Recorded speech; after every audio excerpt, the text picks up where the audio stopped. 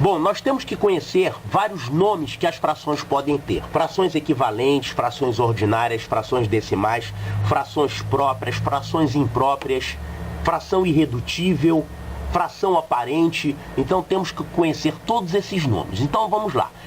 Primeiro nome, o que são frações equivalentes?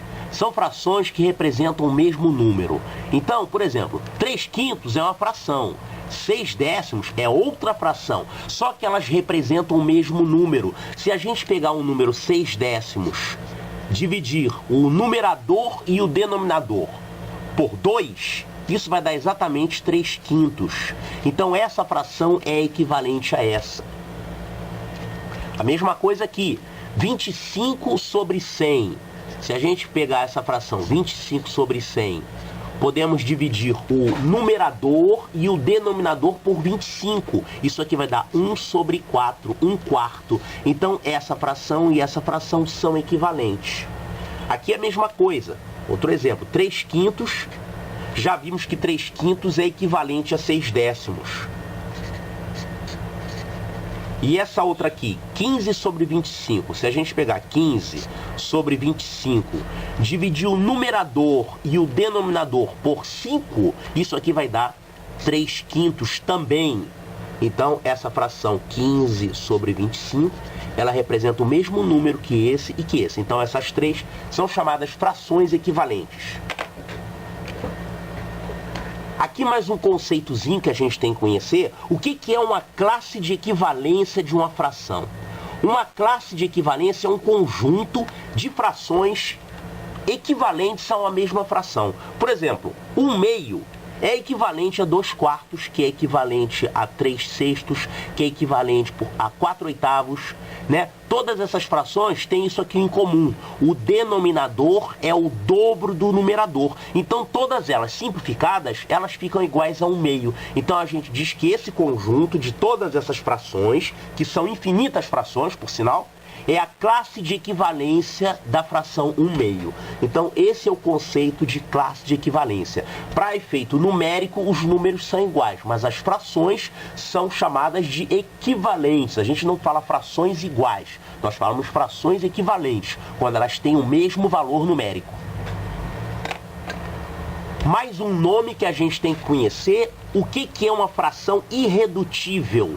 Fração irredutível é aquela que não pode mais ser simplificada, que a gente não encontra nenhum número que dê para dividir o numerador e o denominador. Ou seja, o numerador e o denominador são números primos entre si. É o que acontece com essas frações aqui. 2 e 7 são primos entre si. A mesma coisa, 12 e 55. 12/55 não dá mais para simplificar. É uma fração que não dá mais para reduzir. Ela é irredutível. Se a gente tivesse, por exemplo, 24/110... essa aqui não, posso simplificar por 2. Isso aqui daria 12/55. Mas agora não dá mais para simplificar, porque aqui só tem fator 2 e 3. Aqui tem fator 5 e 11. Não tem nenhum fator comum. Então essa aqui é uma fração irredutível. Aqui tem outros exemplos. 4/9, 1/30, 5/6. Todas essas são frações irredutíveis. Quando a gente faz a simplificação de uma fração, a gente chega numa fração irredutível. Mais um nome aqui, mais dois nomes que a gente tem que conhecer. O que é uma fração própria e o que é uma fração imprópria. É só você olhar para o numerador e para o denominador. Se o numerador for menor, a gente diz que ela é uma fração própria. Por exemplo, 2/5 é uma fração própria, porque o numerador é menor que o denominador. Fração imprópria é o contrário. A fração imprópria é aquela que tem o numerador maior que o denominador. Por exemplo, 4/3 é uma fração imprópria, porque o numerador é maior que o denominador. Mais um conceito que tem a ver com fração é o chamado número misto. O número misto é o resultado de um número natural somado com uma fração. Por exemplo, esse número misto aqui é lido 3 inteiros e 2/5. Isso aqui é a mesma coisa que 3 mais 2/5. Se a gente fosse representar isso aqui na forma de gráfico de barras, nós teríamos aqui isso aqui corresponde a 2/5 e mais 3 barras inteiras, né? Por exemplo, comi 3 barras inteirinhas de chocolate e quando chegou na 4ª barra só consegui comer 2 pedacinhos de um total de 5. Então aqui nós temos 3 inteiros mais 2/5. Então essa seria a representação do número misto nesse diagrama de barras. Se você tiver com fome, pode dizer que são barras de chocolate ou barra de cereal. Um resultado importante que a gente tem que conhecer, e isso aqui é muito usado quando nós estamos fazendo cálculos, é o seguinte: toda fração imprópria é igual a um número misto. Por exemplo, se a gente tiver aqui 7/3, lembre-se que isso aqui na verdade é uma divisão. A gente está dividindo 7 por 3.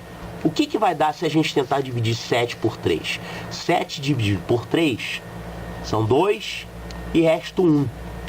Então a gente pode dizer que essa fração é igual a 2 mais uma parte que não pode ser dividida, que é o resto dividido pelo divisor. Então vamos deixar aqui 1/3.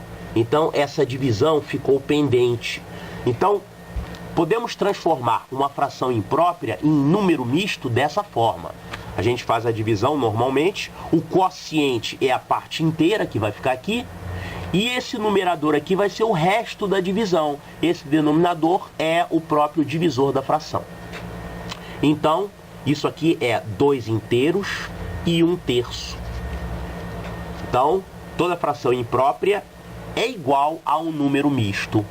E vice-versa, se a gente tiver alguma coisa desse tipo aqui, 3 inteiros e 2/5, como é que a gente transforma isso aqui em fração imprópria? A gente faz isso aqui, ó, 3 vezes 5, 15. 15 mais 2, 17. Então isso aqui é a mesma coisa que 17/5. Se a gente tentar fazer essa divisão aqui, vamos encontrar exatamente quociente 3 e resto 2.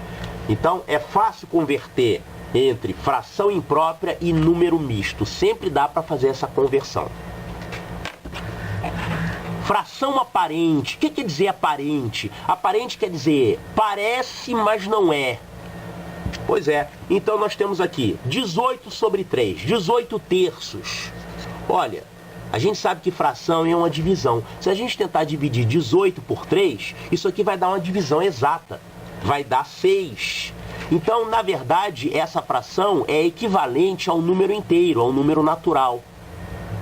Por isso que era chamada de fração aparente. Fração aparente é toda aquela na qual o numerador é múltiplo do denominador. Sendo múltiplo, a gente sempre vai poder fazer uma simplificação até ficar com 1 no denominador. Então, toda fração aparente é igual ao número natural.